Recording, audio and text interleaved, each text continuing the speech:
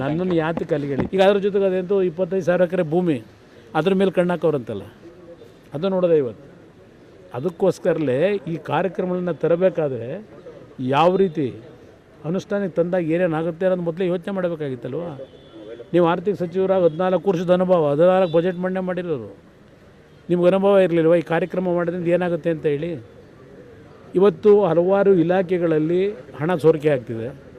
ಕಾರ್ಪೊರೇಷನ್ದು ಇವತ್ತೊಂದು ಆರ್ಟಿಕಲ್ ನೋಡಿದೆ, ಒಂದು ಕೆಲಸಕ್ಕೆ 2-3 ಬಿಲ್ ಮಾಡಿ ಕೋಟ್ಯಾಂತರ ರೂಪಾಯಿ ದುಡ್ಡು ಲೂಟಿ ಹೊಡೆದಿದ್ದಾರೆ ಅಂತೇಳಿ ಕಾರ್ಪೊರೇಷನಲ್ಲಿ ನಡೀತಿದೆ ಅಂತ ಇವತ್ತೊಂದು ಆರ್ಟಿಕಲ್, ದೊಡ್ಡ ಆರ್ಟಿಕಲ್ಲೇ ಇದೆ.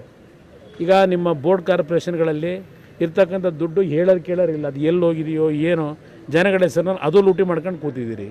ಇದು ಎಲ್ಲವನ್ನು ಸರಿಯಾದ ರೀತಿ ಬಿಗಿಯಾಗಿ ಆಡಳಿತ ನಡೆಸಿದರೆ ಈ ಸೆಸ್ಸನ್ನು ಇವತ್ತು ಏರಿಕೆ ಮಾಡ್ತಕ್ಕಂಥ ಅವಶ್ಯಕತೆ ಬಂದಿತ್ತಾ?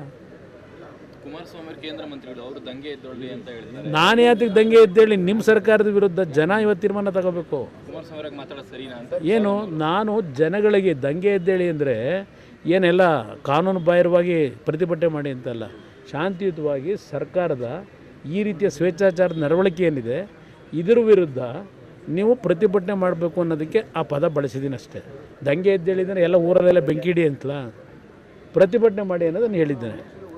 ಅದು ಹೊರತುಪಡಿಸಿ ಇದರಲ್ಲಿ ಅಶಾಂತಿ ವಾತಾವರಣ ಉಂಟು ಮಾಡಬೇಕು ಅನ್ನೋದಕ್ಕಲ್ಲ. ಸರಿ, ಸರ್ಕಾರ ಆರ್ಥಿಕವಾಗಿ ಎಲ್ಲ ಕಳೆದುಕೊಂಡಿದೆ ಅನ್ಸುತ್ತೆ. ಹಾಂ,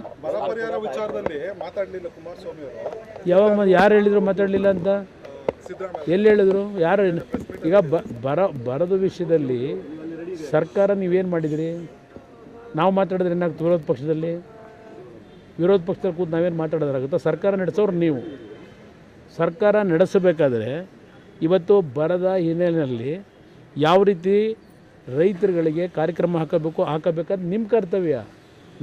ನಿಮ್ಮ ವಿರುದ್ಧ ಧ್ವನಿ ಎತ್ತಬೇಕಲ್ಲ, ನಾನು ನಿಮ್ಮ ವಿರುದ್ಧ ಧ್ವನಿ ಎತ್ತಿರೋದು. ಯಾವುದು ಇಲ್ಲಿ ಬೇರೆ ರಾಜ್ಯದ ಕಂಪ್ಯಾರಿಸನ್ ಮೇಲೆ ಆಡಳಿತ ನಡೆಸೋಕ್ಕಾಗಲ್ಲ. ಅವ್ರು ಯಾರೋ ಏನೋ ಮಾಡಿದ್ರು ಅಂತೇಳಿ ನೀವು ಮಾಡಬೇಕು ಅಂತ ಇದೆಯಾ?